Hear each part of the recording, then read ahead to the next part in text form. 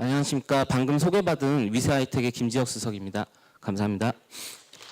예, 오늘 발표드릴 주제는 보험과 국고보조금 지능형 부당 청구 탐지에 대한 내용을 말씀드리도록 하겠습니다.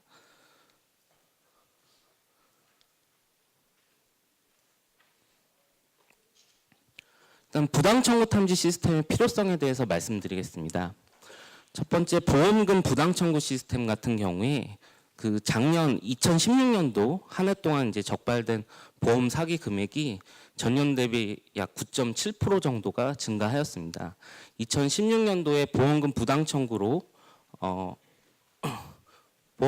청구로 탐지된 금액만 해도 약 7천억 정도가 되고 있습니다.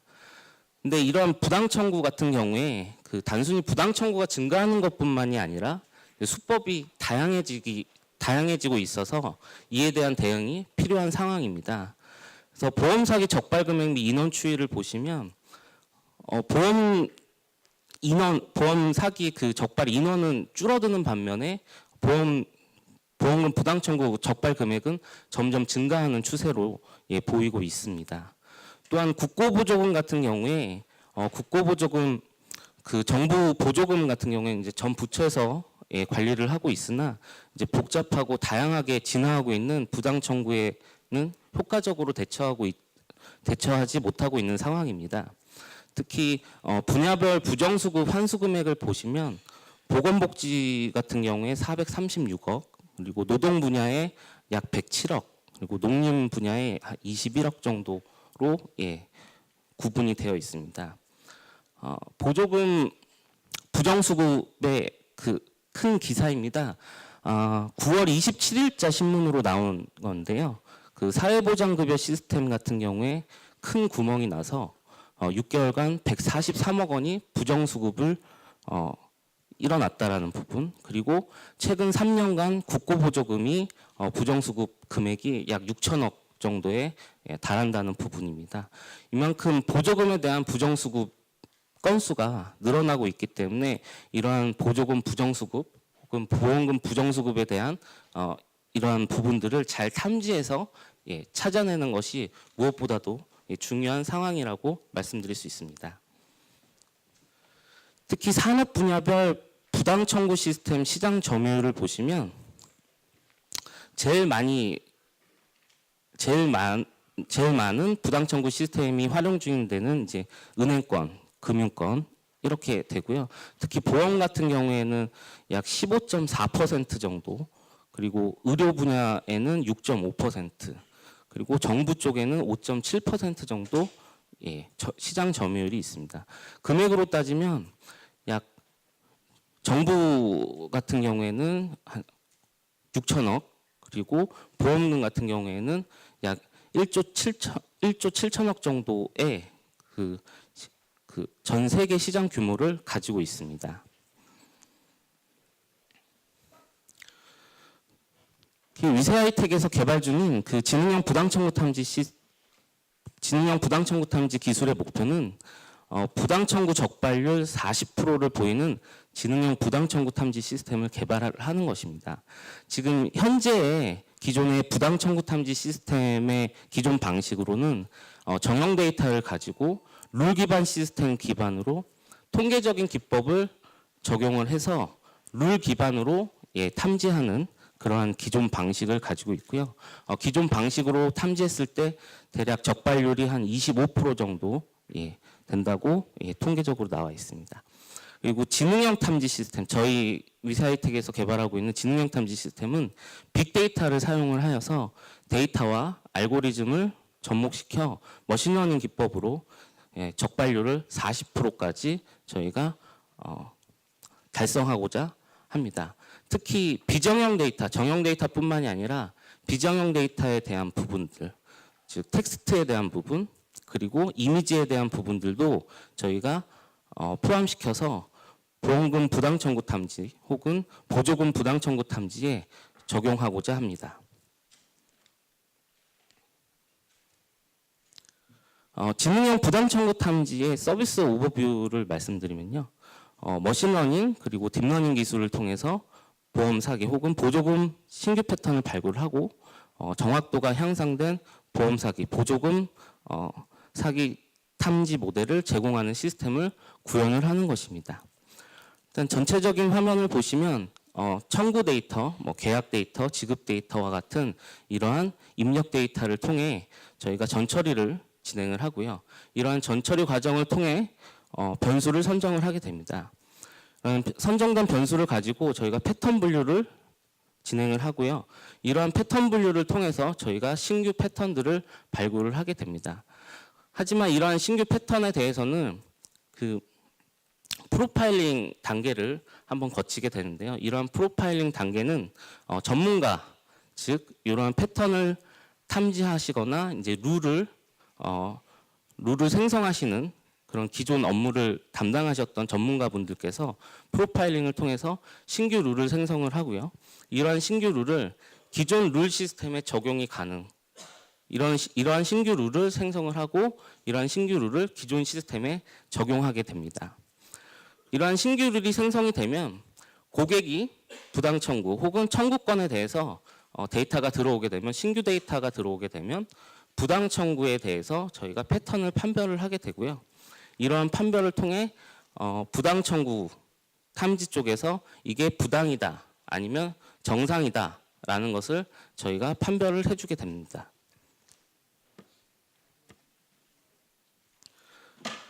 신규 패턴 분류하는 방법입니다. 이 부분은 비지도 학습을 통해서 저희가 부당 청구 신규 패턴을 분류하는 모형입니다.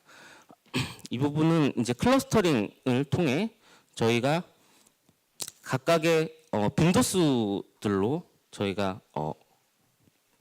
파악을 하게 되고요.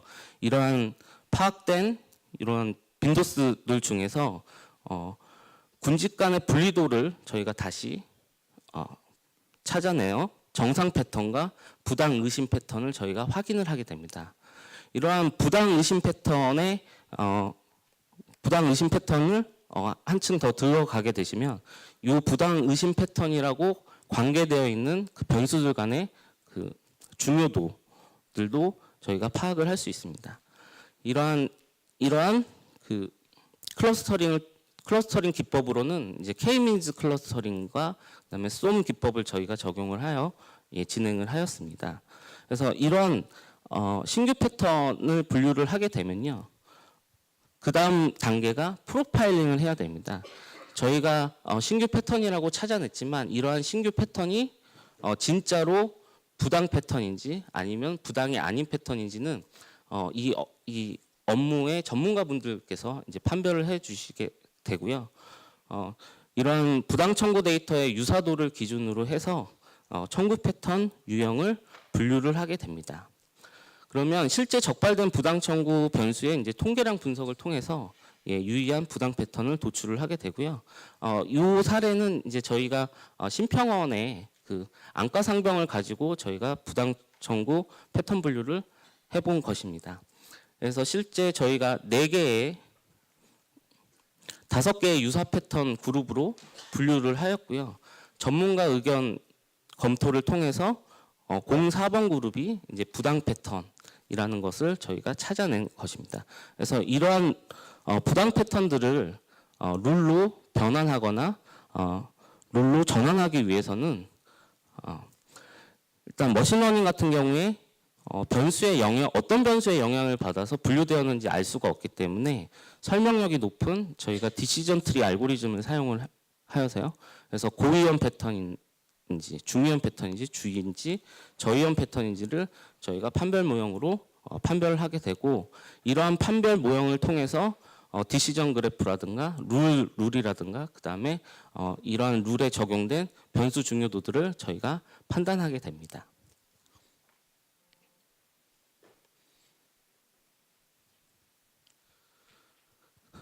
그다음에 이런 그 부당 청구 패턴을 통해서 신규 청구권이 들어왔을 때 이것이 어떤 부당 청구에 속하고 이것이 부당인지 아닌지를 저희가 탐지를 하게 되는데요. 부당 청구 탐지의 경우는 저희가 평가 지표로서 어커러시, 프리시전, 리콜을 사용을 하는데요. 실제 부당 청구를 저희가 제공을 1번부터 50번까지는 부당 청구입니다라고 제공을 했을 때 실제 현지 조사 업무를 하시는 분들이 이 건이 부당인지 아닌지 실제로 외부에 나가셔서 확인을 하는 그런 현지 조사 업무가 있습니다.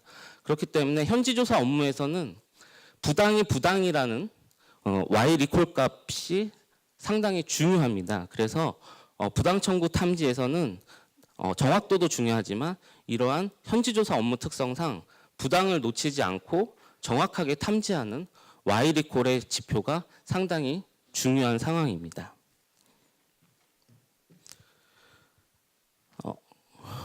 이 부분은 저희가 부당 청구 탐지 모형의 후보 알고리즘 간의 성능을 평가한 부분입니다. 저희가 랜덤 포레스트, 그다음에 SVM, 엑스트라트리, 그다음에 XG 부스터 이 네 가지의 알고리즘을 저희가 적용을 하였고요. 각각의 어커러시와 그다음에 리콜 값들을 저희가 파악을 하였습니다. 근데 여기서 보시면 아시겠지만 그 높은 어커러시도 상당히 중요합니다. 어커러시만 봤을 때는 SVM이 가장 높은 어커러시를 가지고 있습니다. 하지만 Y 리콜 값 같은 경우에 0.70으로 Y 리콜 값이 상당히 낮아서 Y 리콜 값이 중요하기 때문에 저희 알고리즘 돌리는 성능 평가에서는 랜덤 포레스트랑 엑스트라트리 요 두 개를 가장 우수하다라고 판단을 할 수 있습니다.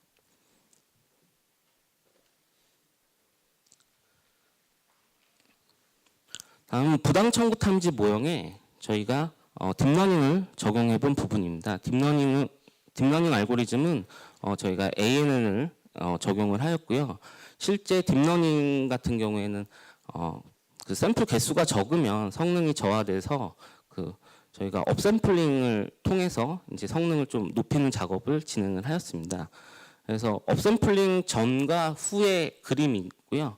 각각에 대한 비교값입니다. 실제 텐서플로우 기반의 ANN을 돌렸을 때 어커러시 값은 0.964 그리고 업샘플링 했을 때는 0.955였는데요.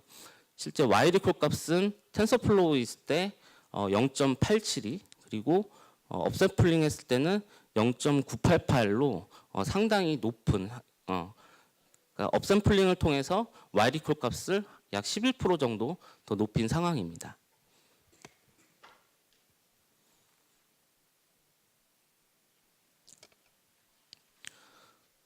딥러닝을 이용한 부당 청구 탐지 모형의 구성과 이제 탐지 결과에 대한 부분입니다.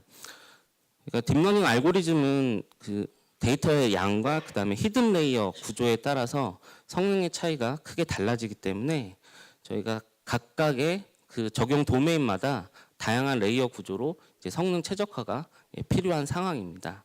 특히 파라미터 부분에서는 저희가 파라미터 값들을 계속 변화시키면서 가장 좋은 성능이 나오는 딥러닝 알고리즘 그리고 부당 청구 탐지 모형을 저희가 찾아내고 있는 상황입니다. 그래서 저희가 4회차 정도까지 했을 때 성능이 약 0.955 정도 그리고 Y 리콜 값이 0.988 정도의 파라미터 값들을 찾은 모습을 보여드리는 것입니다.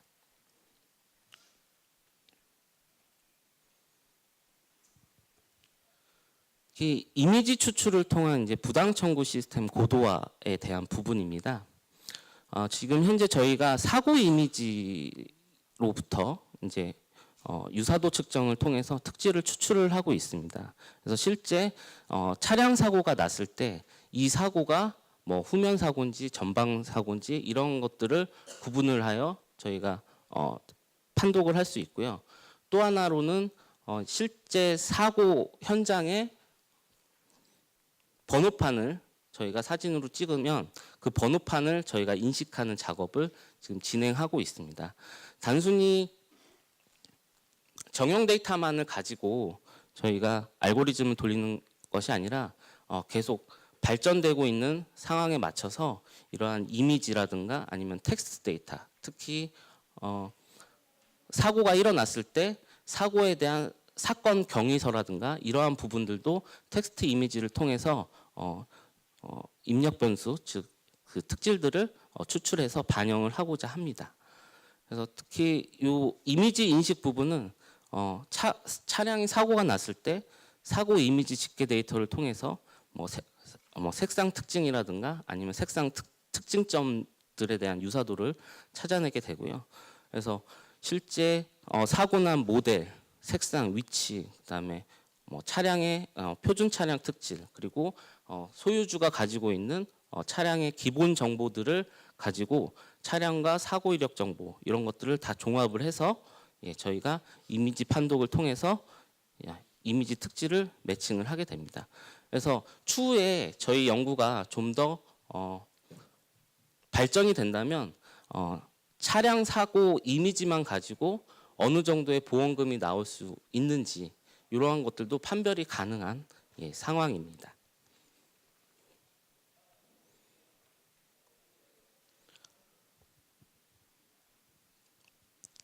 저는 기대 효과 부분입니다. 기술적으로는 저희가 머신러닝이나 이제 딥러닝과 이제 강화학습 적용을 통해서 이제 탐지 정확도를 향상을 시켰고요.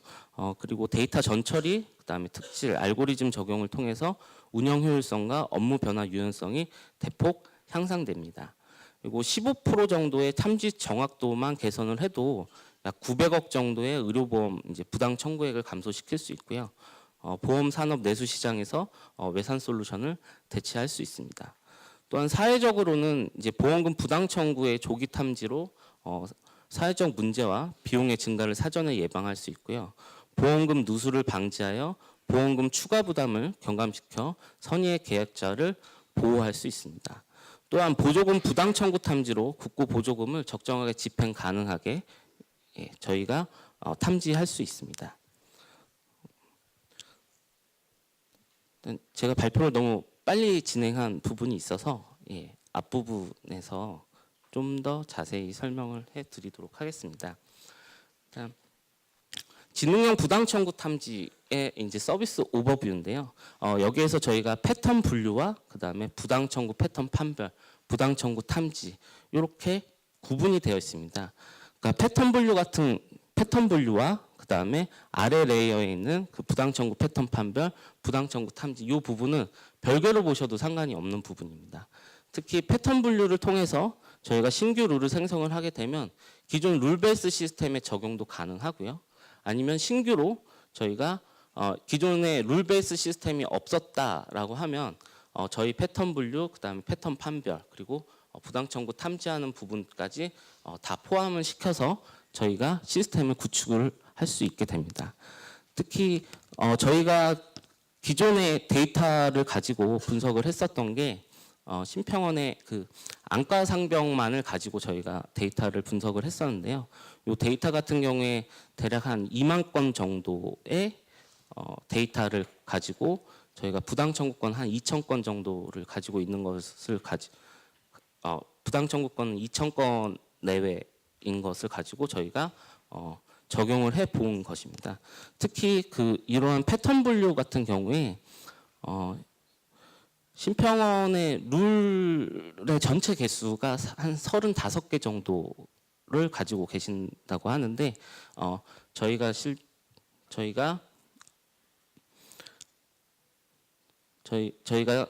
실제 프로젝트를 가볍게 진행을 했을 때 35개 중에 저희가 안과 상병만을 대상으로 했는데 저희가 2개의 룰을 찾아서 적용을 해본 사례가 있습니다.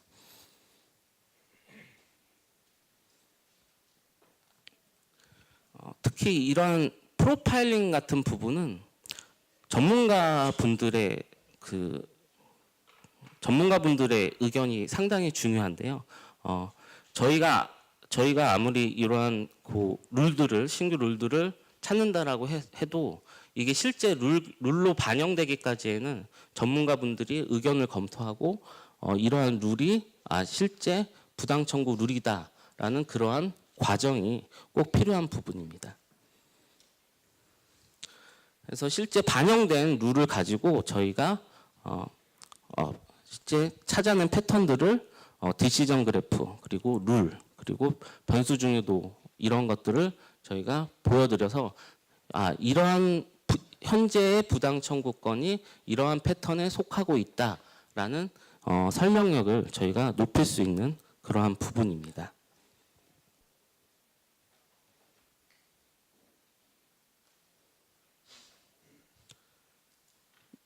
네, 제가 일단 발표는 여기까지 하고요. 예, 질문으로 다음 부분을. VTW의 이재준이라고 하는데요.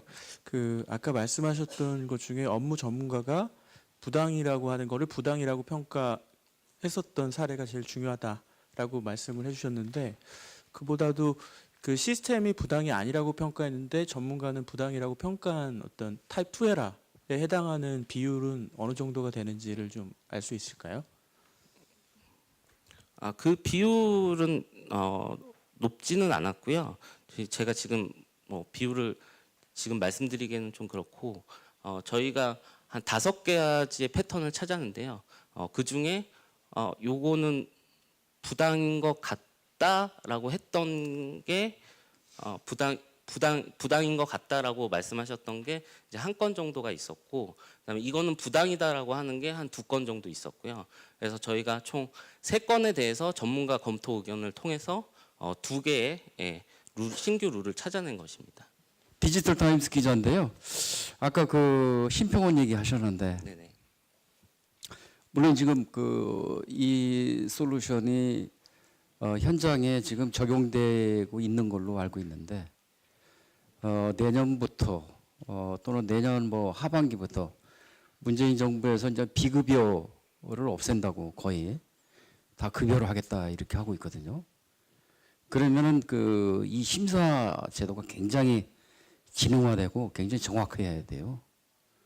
지금 심평원하고 지금 이세 하이텍하고 일을 함께 하고 있나요? 예, 기존에 하고 저희가 있습니다. 프로토타입. 그러면 굉장히 지금보다 더 지능화되고 업그레이드 될 텐데 거기에 대한 의견을 좀 여쭙고 싶습니다. 네. 그래서 좀 더 이제 시스템이 보완이 되고 더 발전을 하기 위해서는 단순히 정형 데이터만 활용하는 게 아니라 저희가 비정형 데이터들까지도 이제 활용을 해서 적용을 하고자 하는 거고요. 이제 추후에는 보이스 투 텍스트 부분을 통해서 실제 상담했던 내역을 저희가 바로 추출을 해서 그 부분까지 적용을 해서 시스템에 반영을 하고자 합니다. 또한 이러한 시스템들이 지속적으로 지능화되어야 되기 때문에 강화학습을 통해서 계속 틀렸던 부분들에 대해서 지속적으로 학습을 통해 가지고 시스템을 업그레이드 할 예정입니다. 네, 저 세종대 우중필이라고 합니다. 오늘 잘 들었고요. 저희도 비슷한 일을 많이 해서, 근데 여기서 지금 그 알고리즘을 보면 처음에 패턴을 찾고 나서 그 다음에 부당 청구하신 분들을 매칭을 시켜서 하신 건가요? 제 생각에는 만약에 그 모든 아이디에서 부당 청구하셨던 분들을 지정을 한 상태에서 그분들을 대상으로 다시 알고리즘 찾아서 우리가 머신러닝이나 기계학습으로 예측하는 게 더 정확하지 않을까요? 그러니까 언슈퍼바이즈드가 아니고 처음에 슈퍼바이즈드 하고 나서 그 다음에 새로 오신 분한테 그 적용하는 게 더 외충률이 높지 않을까 해서요.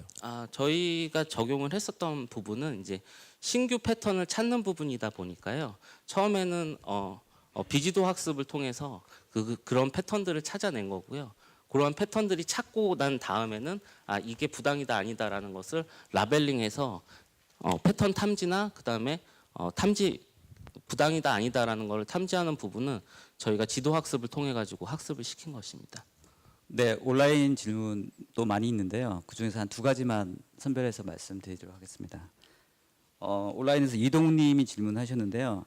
그러니까 안과 관련된 부당 청구 패턴을 만드시는 거에 대해서 말씀을 들었는데, 이게 예를 들면 어떤 해당 모형의 업그레이드가 주기적으로 발생해야 될 것 같은데, 그럴 때마다 전문가들의 의견을 받아서 업그레이드를 시키시는 건지.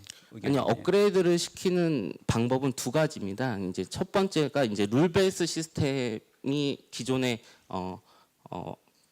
있는 기업이나 해당 보험사 같은 경우에는 그 룰을 찾는 부분에 있어서는 저희가 인공지능 알고리즘을 적용해서 찾는 부분이고요.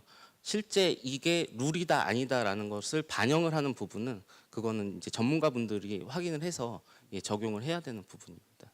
네, 감사합니다. 두 번째 질문은 그 아까 발표 자료에서 900억 정도 세이브를 하셨다고 말씀하셨는데 위세 하이텍에서는 900억 중에서 어느 정도 버셨는지. 그거는 제가 답변 드릴 수 있을 만한 질문은 아닌 것 같아서. 네. 마지막 질문은요. 그 아까 건강보험 청구권에 대해서 분석을 하실 때 실제로 그 금액에 대해서 분석을 하시는 건지 혹은 그 금액뿐만 아니라 진로 내역까지도 다 데이터로 반영을 해서 분석하시는 건지에 대한 질문을 차지용님께서 하셨습니다. 네, 청구 금액뿐만 아니라요. 그 진료 내역 그리고 어느 병원에 가서 진료를 받았는지에 대한 그 상세한 정보들까지도 다 포함을 해서 예, 저희가 예, 모형을 예, 돌렸습니다. 시장을 말씀하셨잖아요. 네, 네. 아까 앞서 IBM 왓슨이 그런 알고리즘을 만들면 응용 영역이 다양하게 활용을 했었잖아요. 지금 그러면은 국내 이런 브로드 시장이 어느 정도 된지 하고, 예를 들면 브로드가 지금 뭐 우리 여기 자동차 보험도 있고 의료보험도 있고 뭐 국세 쪽도 있고 그렇잖아요, 그죠? 저런 것들에서 공통적으로 좀 저런 알고리즘이 공통적으로 좀 활용할 수 있는 건지, 아니면은 각각의 저런 섹터별로 해가지고 커스터마이제이션을 많이 해서 나오는 건지 여쭤보고 싶습니다. 예, 일단 저희가 가지고 있는 기본 모형은 적용이 다 가능한 부분입니다. 근데 하지만 각 산업 도메인마다 혹은 기업마다 다 데이터들이 다르기 때문에 이 데이터에 대한 분석이 먼저 선행이 되어야 되고요. 그 데이터를 가지고 어떠한 알고리즘을 적용할지, 어떤 부분이 최적화될지에 대해서 그 다음에 이제 진행을 하게 되는 부분입니다. 예, 발표 주신 김지혁 선생님께 다시 한번 큰 박수 부탁드리겠습니다. 감사합니다.